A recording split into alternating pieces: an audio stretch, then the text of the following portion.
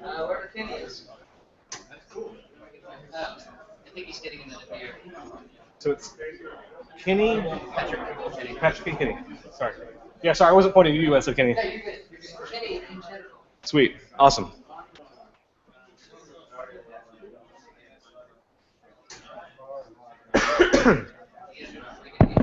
Hey guys. All right, so we're gonna get started. We're in for a real treat tonight. The Octovis team is here to give us an introduction to WebRTC, and then stick around later this evening. Scott Southworth. Did I pronounce it right? Sorry. Scott's gonna do a kind of a weird class prototype. I don't even know. He described it to me a minute ago. It sounded awesome. He's gonna do like a 15-minute lightning talk on that. So stick around. It's gonna be cool too. So without further ado, we got Kenny and Patrick. Sorry. Everybody. Hey. Hey, so we're doing a intro to WebRTC. I'm Patrick. I'm Kenny. And so basically, WebRTC is kind of like a really great way to stream audio, video, and just arbitrary data over the internet peer-to-peer.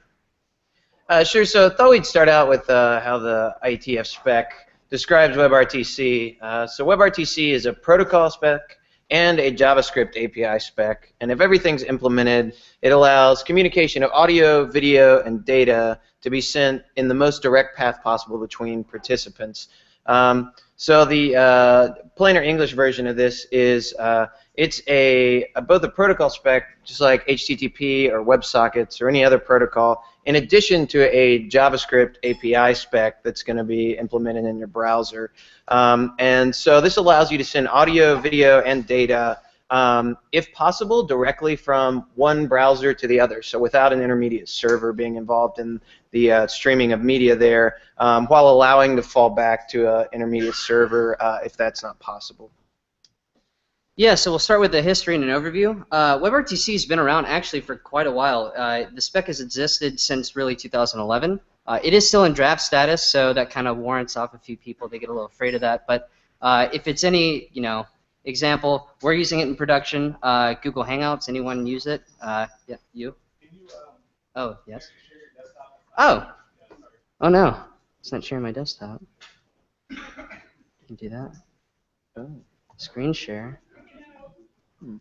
Entire screen. Share. There we go. Now you've used Google Hangouts. Awesome. So Google Hangouts uses WebRTC. We'll get into a little bit more of that later. But point is a lot of technologies are actually using this already in production. It all kind of started with Google acquiring two companies. One of them was a company called ON2. They made video codecs, and another one called GIPS, or GIPS, I guess. And they basically expanded on the technology that is probably familiar to everyone, voice over IP. Google acquired these two companies, combined it, and then, of course, as Kenny said, wrote a JavaScript API specification for the W3C to approve, and hence the name WebRTC, or Web Real-Time Communication. So really, why would you use WebRTC? Why are we using it? Well, first reason is the web is moving towards a more real-time functionality. You don't really have to look too much further than socket servers. Technologies like Fay, Socket.io, all familiar with. Even Meteor, I know a few talks have been given here about Meteor. You get this kind of real-time type of functionality. Another reason is it's native. It's directly in the browser. There's no need to have anything external. Google Chrome and Firefox, all major browsers that anyone cares about, are perfectly capable of supporting this. And video and audio calls on the web does not have to equal Flash or ActiveX or Java applets anymore. You don't have to actually force your users to download something. That's a pretty huge advantage when you can kind of just launch up your browser and it just works. You don't have to download a specific applet to this specific website or anything like that. Cool. So one thing that you'll notice that's very different about WebRTC is there's a specific workflow that is quite a bit different than what you're going to see on a normal request and response type of interaction on a website. So these are sort of the 5 big steps you're going to hit along the way. And so we're going to, on the talk, go through each of these, both in detail what's going on in your browser a little bit, and what the JavaScript APIs are that do these things. But just on a high level, if you have two computers that need to talk to each other, firstly, you're going to have something to send between them. So in our case with WebRTC, it's usually a webcam and a microphone. Second step you're going to need to do is you're going to have to find out how does one computer talk to the other computer. What's that IP address port? What's the best way it can try to communicate directly, or is that even possible and we have to go through a server? Third, you have to decide how are we going to talk to each other. So that's, what format is this in, media codecs, and then the last step is you have to take all that info and send it to the other person you're trying to talk to so that they know how to talk to you. So that's really all that goes on in WebRTC, and the best part is that most of it happens under the hood. You really just have to facilitate that communication to set everything up. So we'll dive into kind of the first step here. Yeah, so a couple you might be familiar with already is a JavaScript function called Getusermedia. You can access it through the Navigator object. Basically, this just handles all the transport of audio and video from your computer's hardware to the web. So whether that be an internal built-in microphone, an internal built-in webcam, or anything external, as we'll show you later on, you can actually stream other kinds of devices as well, including arbitrary data. But when you're talking about the web specifically, you use this function called Getusermedia. This is part of the Media Stream API, and it's divided into two concepts essentially. You have a video track and you have an audio track. Audio tracks get divided into left and right channels. Currently, I think the only thing that's supported is the left mono channel, but there is at least a specification for using stereo audio. To give an example of how you might use Getusermedia, first you go ahead and define, what are your constraints going to be? What do we want? So do we want audio? Do we want video? We'll get a little bit more into constraints on the next slide, but essentially you just push that right into Getusermedia and define your success and failures. If you're successful, of course, grab a HTML5 video element and then just apply the source there. One thing you'll notice is in the success callback, we're getting back a stream. Obviously, you're not going to be able to put a stream, a stream of audio and/or video, just video in this case, onto the source attribute of a video tag. But what you do is you use this function in JavaScript called createObjectURL, and that'll create a temporary URL that a source attribute can read from. Talking about constraints, these are basically ways that are intended to control the media stream through a configuration object. This can control things like the type of media. Again, as I mentioned, audio and video are the obvious examples. Things like resolution, what kind of frame rate you want to support. You can specify minimums and maximums. You can even specify things like mandatory and optional. So it's mandatory that I support at least 360p video. Optionally, I'll support all the way up to 1080p. But the one thing to note is that this really only affects the local view. So this doesn't have anything to do with streams in particular. It's more just what you see in the view. The reason why that's important is because WebRTC is smart enough to handle all of that kind of transcoding and upgrading and downgrading of bitrate accordingly. So you let WebRTC handle that under the hood, but when you're viewing your local stream, these constraints matter. There's a couple other cool things that you can do with Getusermedia. One of them in particular is audio analysis. When we were first exploring this a while back, we actually tooled around with some of the demos that I think it's HTML5 Rocks puts out. They allow you to not only visualize the audio stream, so that's kind of the most common example. You see an audio meter going up and down, similar UI to what you would experience in Google Hangouts with the three little dots that turn green. Other things you can do is you can apply phasers, you can apply a reverb, you can pan left, you can pan right, all kinds of different things. You could add guitar overdrive onto your voice. I haven't seen a WebRTC guitar amp there yet, should be though. Yeah, I'm sure totally should be in the works. So audio analysis, that's pretty great. The next thing, of course, is to figure out what is the best way that our peers are going to talk. Sure. So we've grabbed our webcam or microphone, and so now we're going to find how these two computers are going to discover each other, how they're going to talk to each other. And so just some high-level networking. Some of you may be familiar with this, some of you not. You probably heard the terms TCP and UDP. UDP being the User Datagram Protocol. It's unreliable compared to TCP, fast, and very low overhead. So you're pretty much just blasting packets off to an address, and you kind of hope they get there. You don't get a confirmation back like you do with TCP, where you're assured that things have actually been received by who you're sending them to. TCP is probably what we're more familiar with, particularly in the web. I think everything else in a browser uses TCP, every connection you're going to make. So it's reliable. It's a little slower because there's a little more overhead involved with that handshake and making sure that those packets actually get there. But HTTP, of course, uses TCP. Databases use TCP connections. Your REST API is going to use TCP connections.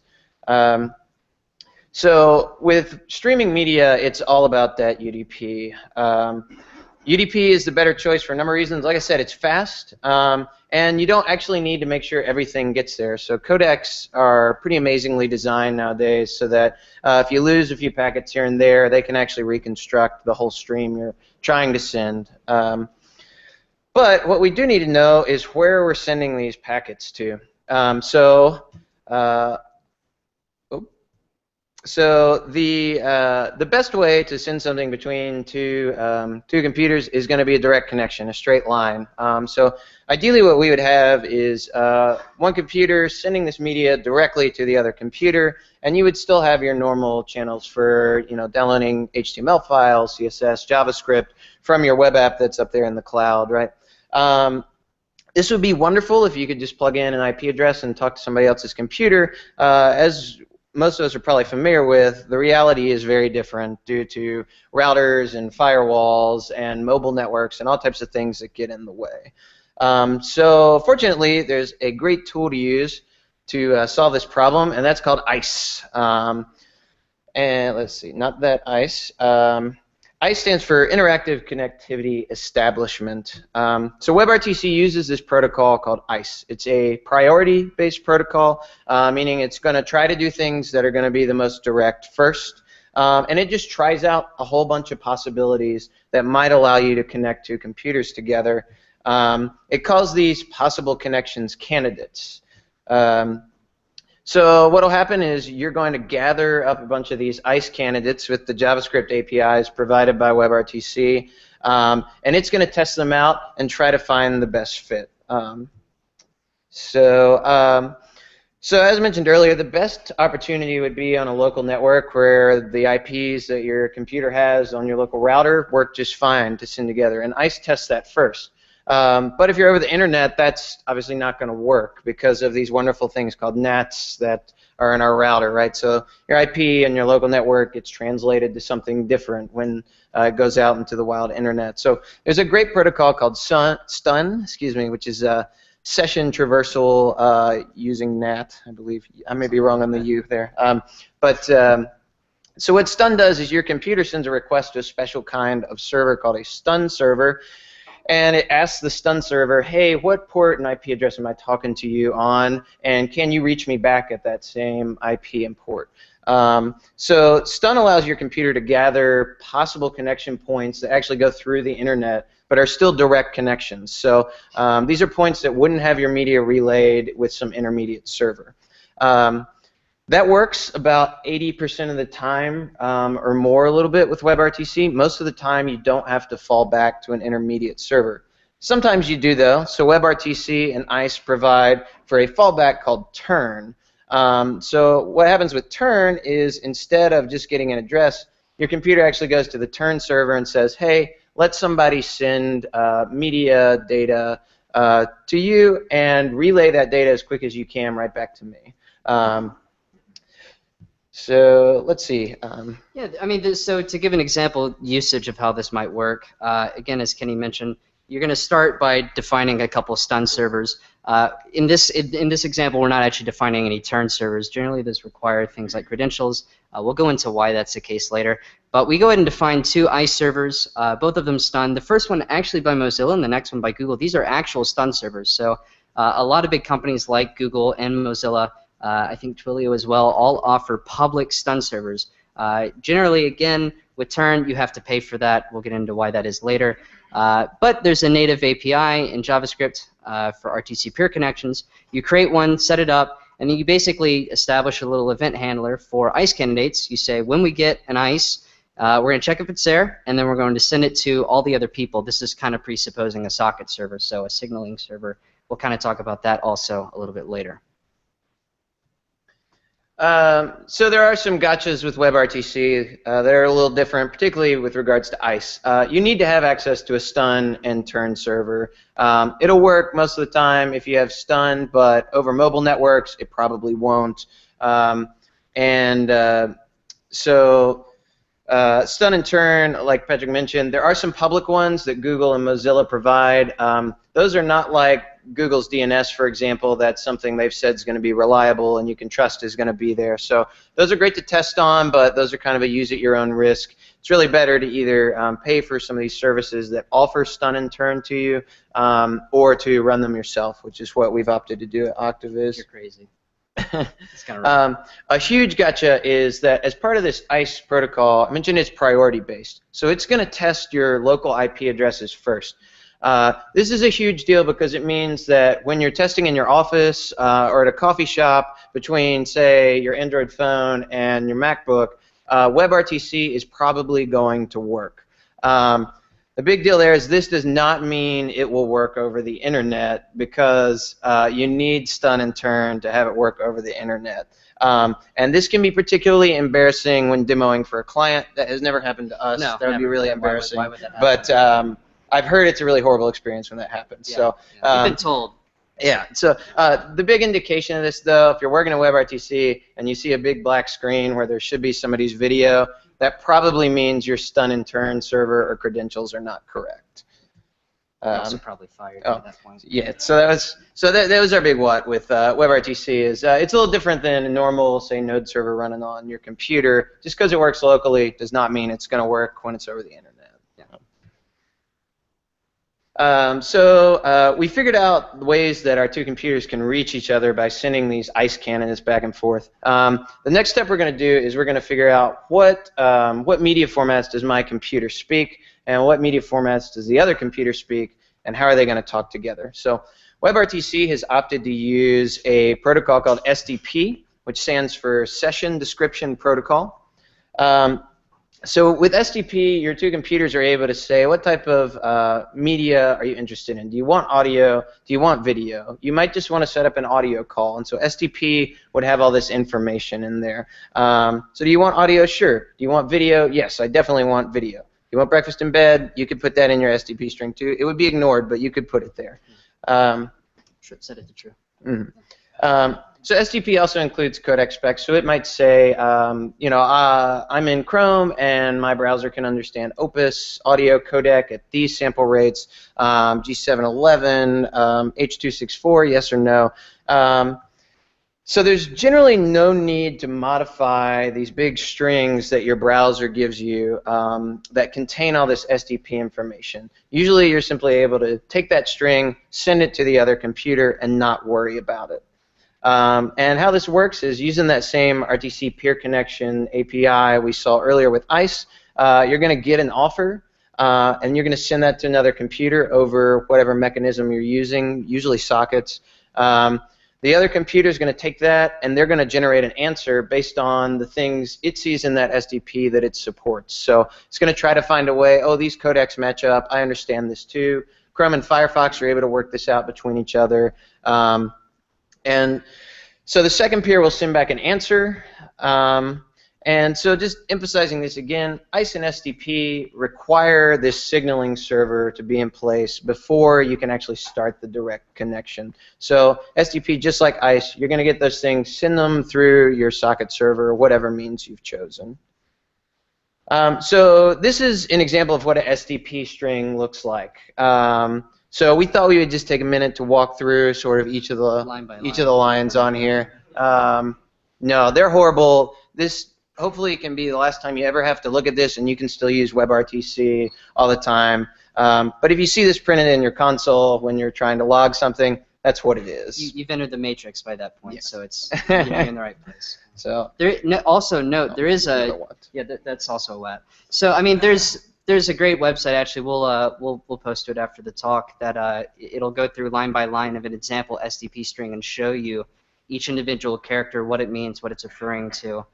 It's pretty ridiculous. We spent many a late night trying to understand that. we don't. So to give an example of kind of the offer answer workflow, Let's start by, again, creating an RTC peer connection. We're going to go ahead and add a local stream that we kind of assume that we have, and we're going to send out an offer. When we do that, we're going to set that SDP string that we've just created as our local description. So this is a description of who we are, the local host, the local view, so to speak. And then we're going to go ahead and send out an answer. So likewise, we then have a function that would be attached to an event handler called getAnswer, which would essentially be fired when we've received somebody's answer, and we can set that as the remote description, meaning someone else sent us something, we should set it as the remote description. We'll go over later, how to kind of do this workflow of offer and answer. It can get a little tricky because the order really does matter in this case, but there are some ways to get around it that we can mention later in a walkthrough. So while we're talking about SDP, it's worth mentioning with something like this, you think about security. I mean, with everything with web technology, we're thinking about security. So that is built into WebRTC. So one of those constraints you can add in is to say, yes, I want DTLS encryption on my streams. If you're running your web page on HTTPS, which you should be, then Chrome and Firefox are both going to force you to use encrypted streams anyway. So as part of that SDP, both computers will exchange key pairs. Everything will be encrypted. So in our case, where we're working in a HIPAA-compliant situation, it's really nice to have this technology already built in there for you. It hardly adds any overhead as well, so it's worth using. Yeah, and basically, as Kenny has kind of gone over the last 2 points, and I were over the first, again, to reiterate, the most important thing at the end is, of course, it's nice to have all this information, but what do you do with it? You have to send it somewhere. So you've gathered it all together, and you send it out. We posted a walkthrough on Pastebin. We'll post this up on SlideShare later, and you can check out the code after the fact, but go ahead and walk you through it. Can everyone see that okay? Is that fine? Yeah? Zoom in? Okay. So we're going to go ahead and start by defining a couple... yeah? Oh, man. Come on. Oh, my God. Oh, wow. Well, that's... It's not showing up at all? No? I think you shared the Chrome tab, maybe. Or that particular window. Don't you get to, like, pick one? Yeah, no, it's an entire window. It's amazing. We work on WebRTC, and we can't even figure this out. Oh. Oh. Does that work? Oh, okay, cool. I'll just try and make this as big as possible then. That's actually native screen share over WebRTC. You're seeing in Hangouts there, by the way. We didn't touch on screen share, but that would also, as Kenny mentioned, be done. So, okay, cool. Now that we have the code, we start by declaring a few initial variables. We need basically somewhere to hold our local and remote videos. This would be an HTML5 video tag. You just define somewhere in your HTML. We're supposing a few things here. We also need somewhere to store our local stream. And we need to define something for our peer connection. We're going to start it all off by running an init function. In that, we're going to also then grab our video elements. So we grab our local video, we grab our remote video from the view, and then we go ahead and, in this case, we're just going to kick off kind of a dummy little native WebSocket server over localhost.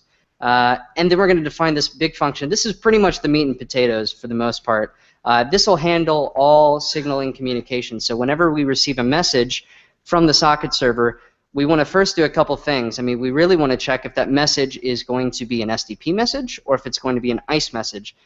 Keep in mind, even though the video and audio is being sent peer-to-peer, you still have to, at least in the beginning, do some negotiation, and I guess in the end, if you want to end a call and let the other person know you've left, you have to do some negotiation, and that requires an external server, like a signaling server. Obviously, you could do this in a couple different ways, but we really prefer sockets because it's immediate. So if it's an SDP, then we're going to go ahead and tell our peer connection to set the remote description, and then we're going to go ahead and send out our answer on line 30. If we dive into line 34, this is in the case where we've received an ICE message. What we're going to do here is we're going to tell our peer connection, hey, we got some ICE. As Kenny mentioned earlier, ICE is priority-based. It's going to try a whole bunch of different ICE candidates. Don't be surprised if you see anywhere from 6 to 20 ICE candidates for each peer. It's totally normal. Again, it's basically just testing the most efficient way of connecting to another individual. So this will go ahead and take care of adding all of those ICE candidates to your peer connection. We're then going to go ahead and start by kicking off Getusermedia. Again, this is our webcam and our microphone. We go ahead and say that we do want both video and audio, and then of course when we get our success callback, we're given a stream. We say where we want to store that stream just for safekeeping, and then we go ahead and set our local video. Again, this should be familiar from the Getusermedia section to that temporarily created URL of that stream. This also presupposes somewhat of a UI kind of existing on an HTML page. So pretend with me right now that there's a button that you click, and when you click, it runs a start button. This start button takes one parameter. It takes isCaller. This is a Boolean value, either true or false. It's only important for the offer answer. As I mentioned earlier, it's really important that you get that workflow down. It has to be an offer, and then it has to be an answer. You can't start with an answer and start with an offer, and semantically that doesn't even make sense.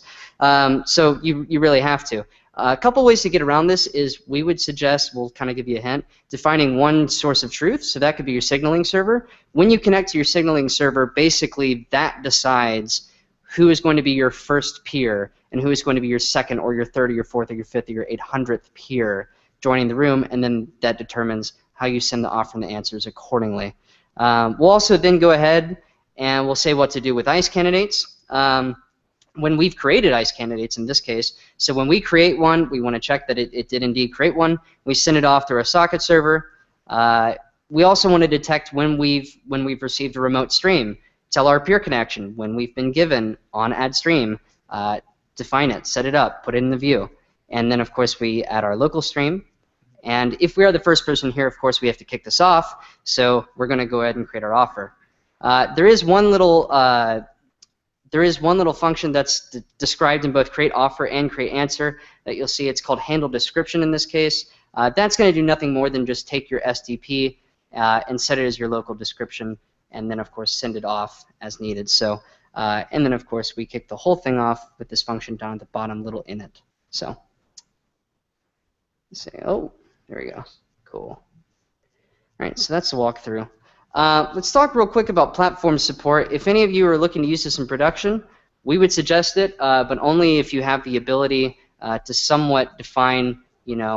It's a little bit of a risk given how many browsers support it, but browser support is increasing every day. In fact, we heard the other day that IE's new browser, which the name of which is elapsing me. Yeah, Microsoft's new browser. The one that's not IE, right? So they've actually, pardon? Not IE. Yes. Microsoft, not IE, has actually released support for WebRTC to some greater or lesser degree. So to dive into that, Google Chrome is pretty much the biggest supporter. Obviously, it's written by Google. That would make sense. Also makes sense. Chrome on Android will also work mostly. They kind of get a little bit ahead of themselves and define the spec first, of course, and then they have to go through and implement it.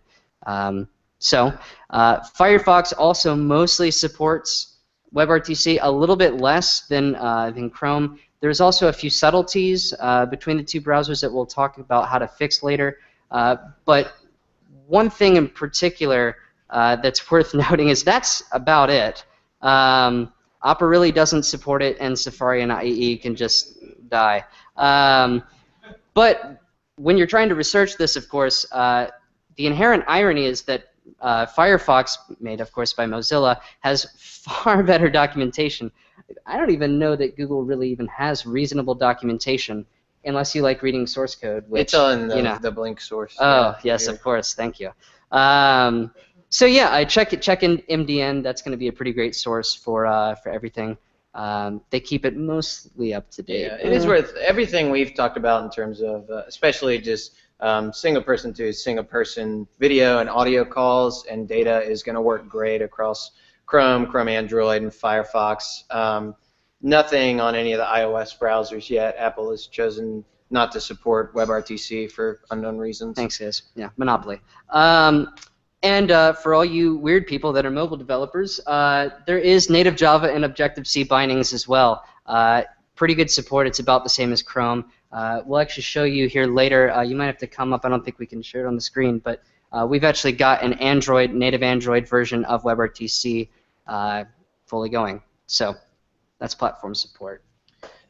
So one thing with WebRTC, if you start researching with some, I like to say that you run into the sea of acronyms that is WebRTC. So you start looking at codecs, video, audio, media transport, security, these NAT traversal techniques, and it becomes a bit overwhelming at first. Again, most of these things you don't end up actually having to know everything about, but big details, there is multiple video and audio codec support that is required from WebRTC. So that is not all implemented yet in Firefox and Chrome, but they're working on it and they're going to. So VP8 for video, which allows for relatively low network requirements when you're using WebRTC. G711, ISAC, ILBC are all three great voice codecs. Opus opens the possibility for really awesome audio streaming over WebRTC. So they're focusing on voice right now, but they are working on expanding it to give you really high quality audio. And then Stun-Turn and ICE that we talked about. RTP, RTCP, and SRTP, if you've ever worked in an area where you're working with streaming media, while's a media server, you might be familiar with those. That's what WebRTC is using under the hood. This is not new stuff. This is time-tested and proven streaming methods. So this isn't all new crazy stuff. Most of it is tested streaming protocols that are just getting applied in a new area. The last big thing of all these components of WebRTC, signaling is left totally up to you, the developer. So it can be peer-to-peer, can go through a server. If you want to, you could do it over RESTful requests. If you want to, you could have carrier pigeons send those giant STP strings back and forth to each other, and it would work assuming you typed it in there correctly. The big point is you get to control who gets to connect to who. How does that authentication work? How are you going to do any of that? That's all up to you. The browser just provides this means to set up that communication when you want to. Yeah, two kind of JavaScript shims. We have Adapter.js, which is made by the Google team themselves. Basically, it's nothing more than just a shim to normalize differences in browsers. Currently, as you've seen plenty of times in CSS3 features and whatnot, they still browser prefix a lot of things. That's obviously true as well in the JavaScript community. Same old story, but really what this does is it minimizes the effects of spec churn, essentially. So having to memorize or constantly go back and research constantly the differences between various browsers, there's no reason to do that. Just include Adapter.js and move on with your life. And then there is a tiny little, I think actually I looked, they're New Zealand-ish company called Timesys, and they make their own version of Adapter.js, which essentially just includes it, and then adds a Flash fallback for people who don't know how to internet. And yeah. Another really useful tool that the Chrome team has given us is this wonderful WebRTC Internals page. If you're working on a WebRTC application, this is going to be your best friend. It's accessible at one of the regular Chrome internal URLs there. And this is not anything special that Chrome is doing to let you see this. It's actually just querying a JavaScript API that is part of the WebRTC spec. But what's awesome about this is you can see all of the API calls associated with WebRTC that are happening in any number of WebRTC apps that are open in Chrome at that time. So you see Getusermedia, you see ICE candidates coming in, you see this SDP offer answer exchange happen. And then once you start actually having streams flowing between computers, you can see things like what's my actual data transfer speed there, what's my frame rate, am I seeing high packet loss for some reason. We had a really interesting case where part of our app was sending a lot of data over TCP socket connections, and we were actually able to see that affecting the video streams and adjust the way we had our code structured to make sure that didn't happen.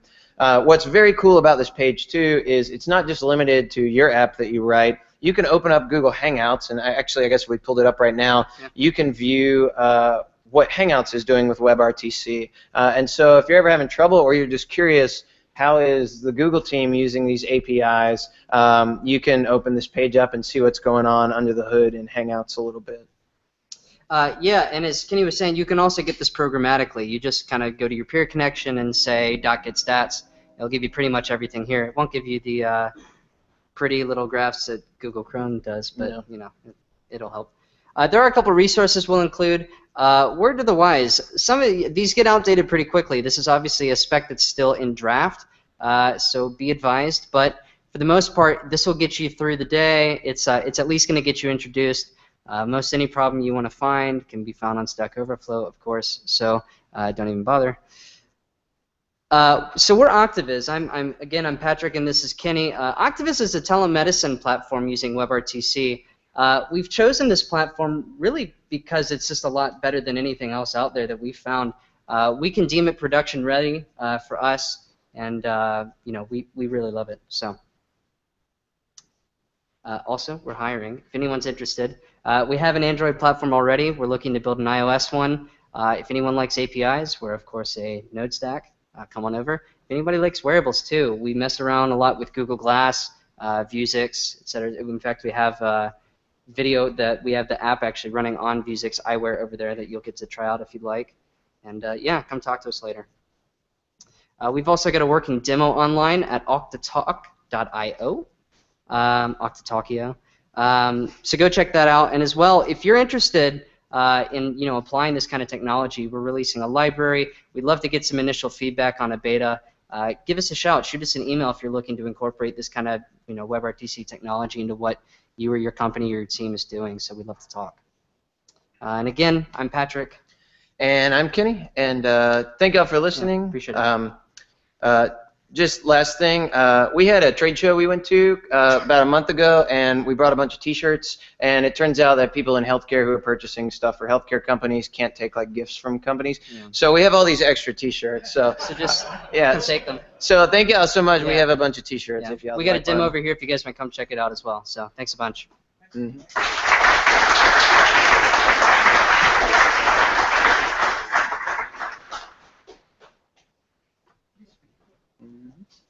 Should I just unplug? Yeah, I guess if it's not on there, do I just do the dreaded unplug? I don't, is there audio through there? Oh, that might be. Oh gosh. Oh, that one's so bad.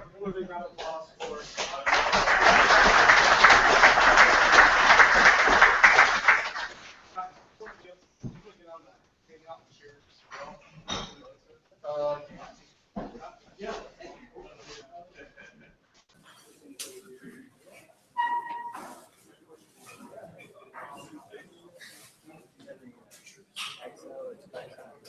What color?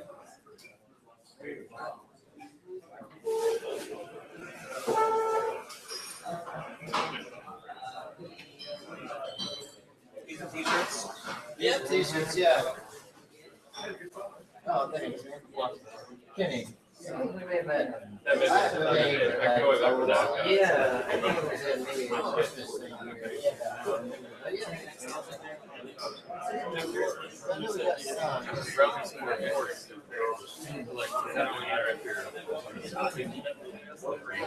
So, WebRTC will, so right now, they're not like it works.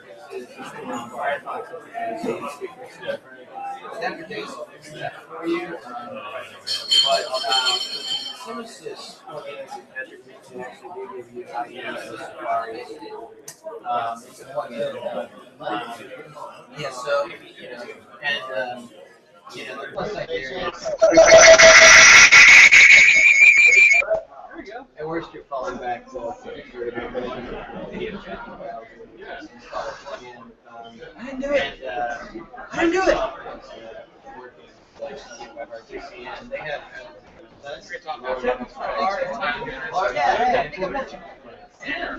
know you. I see it. I know it still works because so you say like. You got to go. Yeah. No one knows. Hey everybody. Hey guys. Everybody, real quick. Listen up. So, I know they called you up here for the demo, but if you don't mind, Scott's going to present for another 15 minutes or so. Just hang out. Just give him some attention. And let's listen to the talk. So it's about 15 minutes or so, and then you guys can get up here, check the demo out, and get some T-shirts and stuff, okay?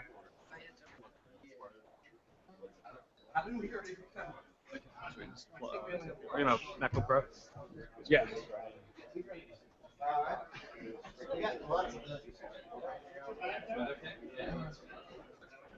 Oh, it got so little. No shit. See. Can you still see that? Got to do like presentation mode. Oh, there you go. Cool. Sweet. Okay. Hey guys, let's take our seats. Seriously, show some respect.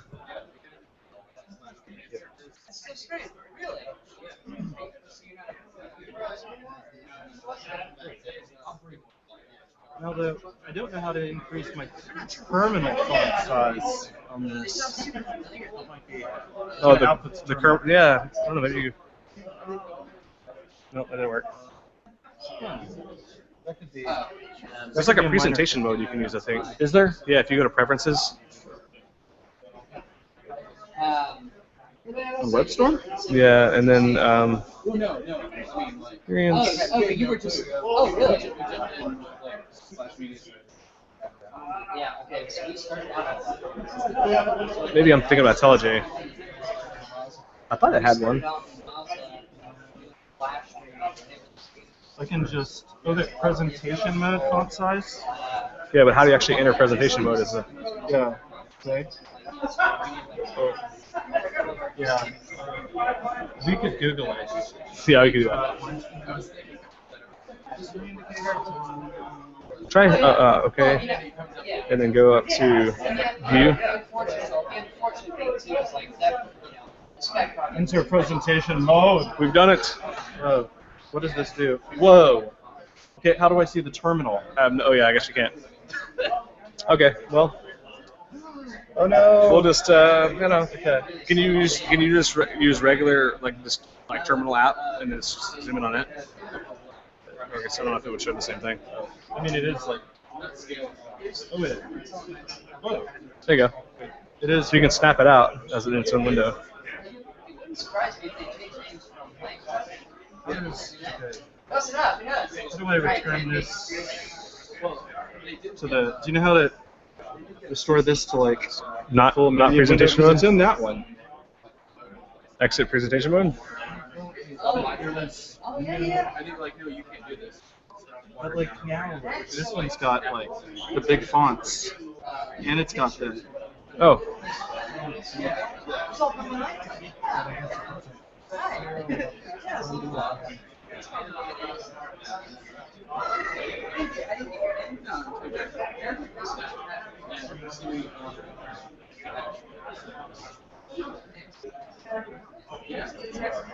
Sorry, we didn't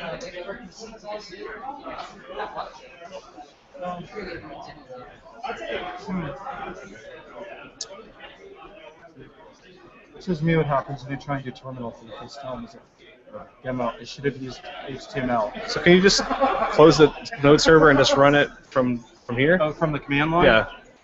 I can't. I just have to get the terminal up, and I need to do it on this project. Yes. See, that one is now. Like it's actually just taken away.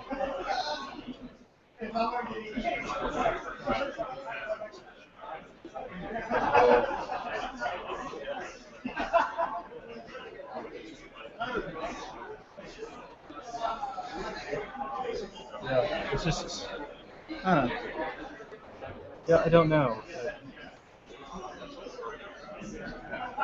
There's the one project, the project I opened it with, refuses. I don't know how to get the windows back. Weird. Just exit presentation mode and see if you can pull them back.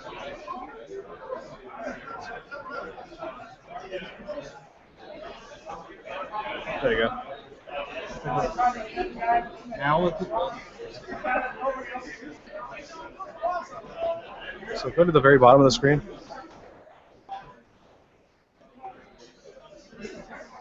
Do it.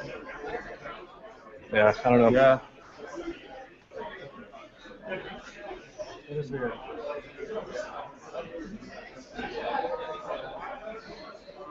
So I'm saying, you're just running Node, right, in terminal. Can you just not full screen View this? terminal. There you go. Ah, Sweet. yes. Awesome. Okay. Sweet. Okay, guys, we're gonna get started. Scott's gonna do a presentation on. Well, a little bit of cat post, but I was actually. Saw that. You saw that. All right. Okay. Mostly I was going to talk about, just real fast, a rather unorthodox heretical technique that I started using in CatBus that I found, at least for me, made it really easy to set up APIs, because what I ended up doing a while back was doing some refactors, because CatBus is really similar to Bacon.js, if you've seen that, in terms of like it's a event and signal processing library that has kind of a fluent API where you can listen to events from various things, merge them, group them, batch them, and eventually either pipe to something or run functions in response to different events, or run transforms on incoming signals. The thing was, though, that I started moving a lot of code out of a framework I was making into the CatBus code and began expanding its API and also adding a lot of features similar to D3 or jQuery, where instead of just operating on single instances, like a single subscription to an event, what you'd actually end up operating on would be multiple subscriptions at once. You're always more of a group set theory way of working on things. Or you could say, I've got 5 different data locations that I'm interested in, and I could basically group those together and then say I'm interested in 3 different events that occur on all of them, and get like a selection of 15 subscriptions, and then use that selection and run transforms and filters and piping information on it. And so it was going to require a lot of boilerplate code, because I'd have to go through and, for every method that I have, I'm not writing in TypeScript, and I'm not particularly inclined to, though it has a lot of benefits. But I wanted to keep writing in JavaScript, but I have some methods that take Boolean values, and I have others that take strings, and I wanted to have a clean way of having all of my error throwing and all of my checking per method working and integrated at once. And I didn't want to have to keep writing the same stuff for checking arguments in every single method that I was going to have to do, and then have every single method handle, whether I'm doing set processing or at the individual level processing. And so I wanted a unified way to do it. And so I stumbled upon the fact that when you're using something like JavaScript, where in a class-based language, you end up having to set up the class, which is like a blueprint, and it's pretty much immutable from that point forward. One of the really cool things about JavaScript, or terrifying things, depending on your viewpoint, is that you can say, start your classes running, and you could say, read a configuration script that has a bunch of statements about how you want your API to function, and you can modify the prototype for all of your classes on the fly at startup. And so that's what I was kind of doing, was setting up a method of bootstrapping things. And so it reads a configuration and then is able to run all of its methods through a set of common functions that use that configuration. So they'll all use the same attribute checking and throwing errors, and it's really straightforward for me to extend the API. And for simple stuff, I don't really need to do much coding at all. I can just add a config line. And for more complicated stuff, I can write custom functions that are specified in the configuration.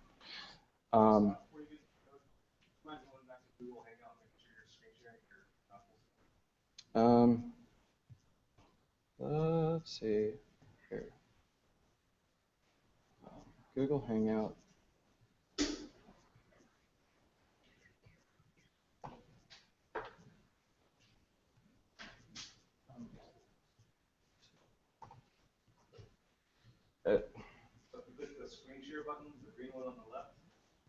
The green one on. It says screen share right now.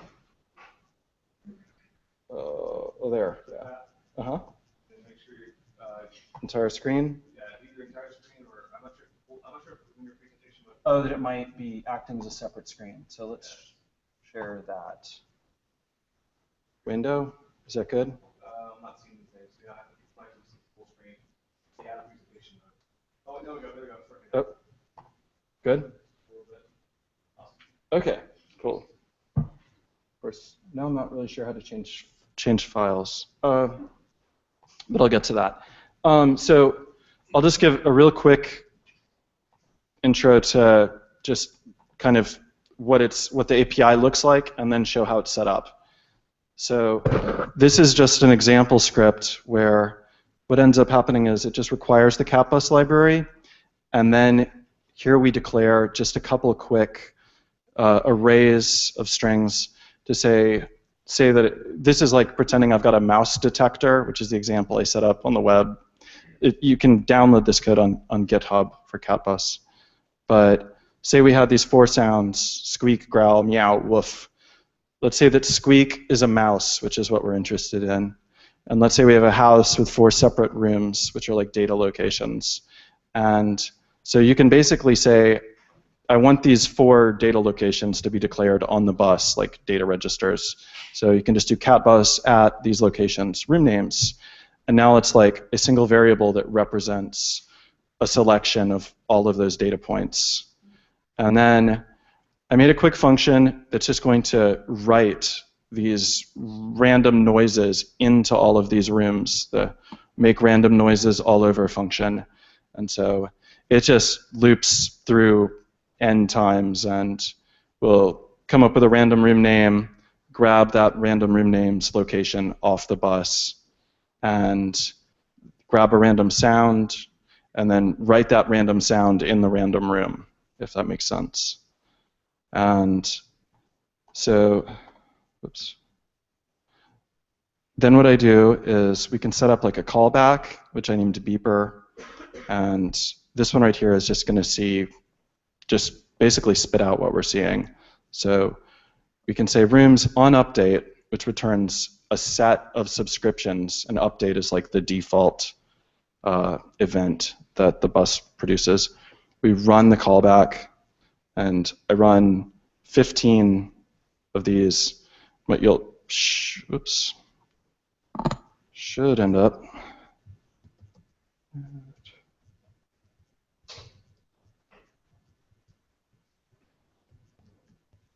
Seeing is this right here, where it just basically spits out all the different sounds that are being produced. And then you can add, let's see, hold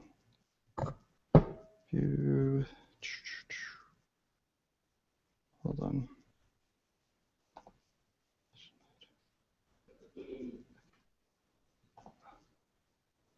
Switching files. Let's see. Just gonna. So you can add other changes, like this one here. We'd basically take on update. We'd run a filter function, and then if that message that we got was a squeak, then we know that's a mouse. So it'll basically tell you the mouse is in that room, which probably not going to be able to. Yeah, it's hard. Yeah. See if I can enter presentation mode like this. Maybe. View.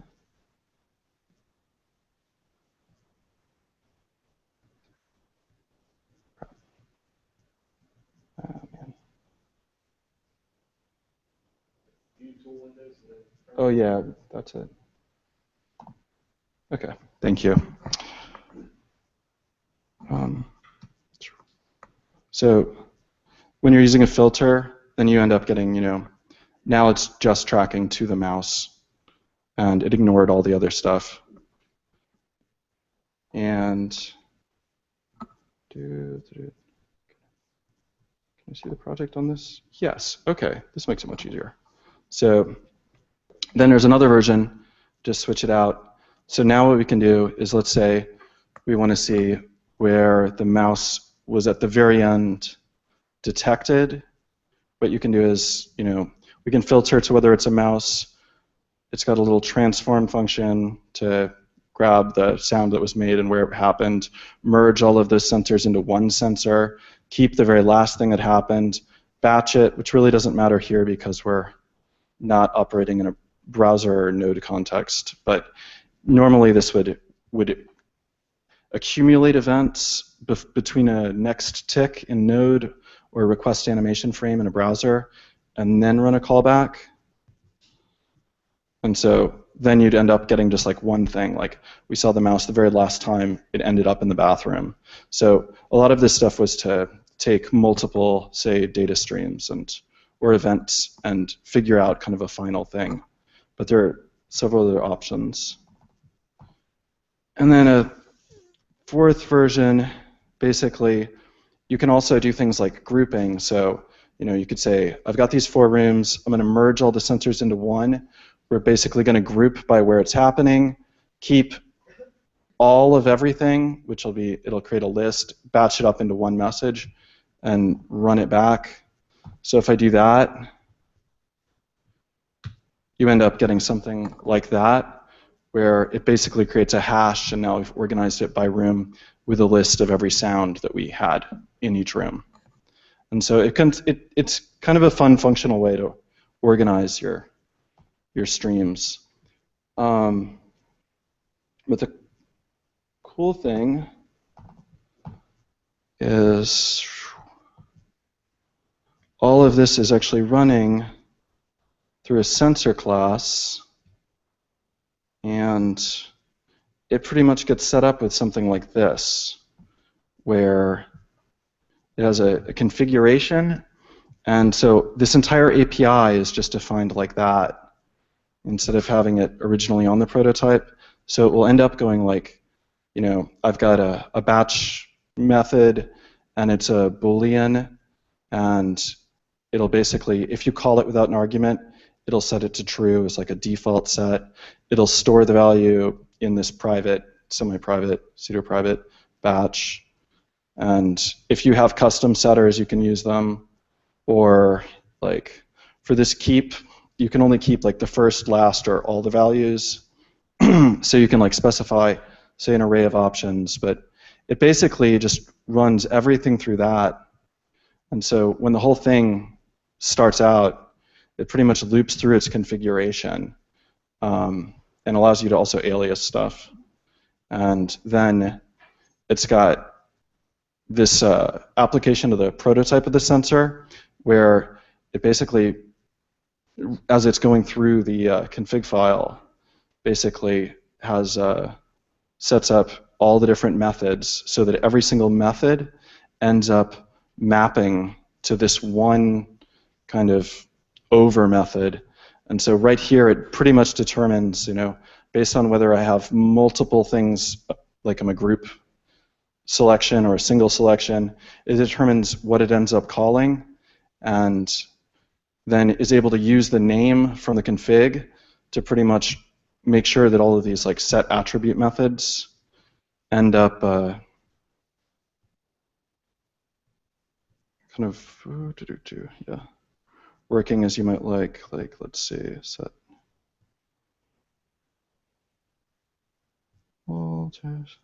yeah, so here's the set attribute. So what it'll do is, it's basically, because it's a Fluent API where you're method chaining, mostly you're just passing in a single value.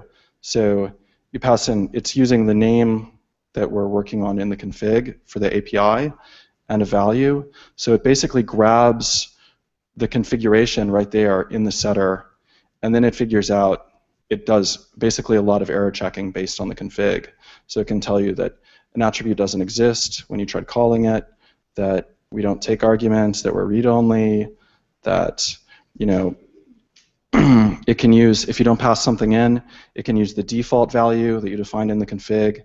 If it is going to have a transform that you could run on what's passed in, you could dynamically transform the value, validate the value. You could use a functor if you optionally want to use functors, which convert everything into functions that return primitives, or we'll take a function and evaluate it. D3 is really big on using functors for everything. And then Also, basic type checking, so you can do kind of, poor man's TypeScript, then options checking. And if everything looks good, then we can basically go in and dynamically set the property or call a custom setter function. But, more or less, all of that boilerplate is just automatic, and I don't have to ever retype it. So it's just defined for every method that I use in the API. But that's pretty much it. You can check this out on CatBus under Dark Marmot on GitHub if you're interested.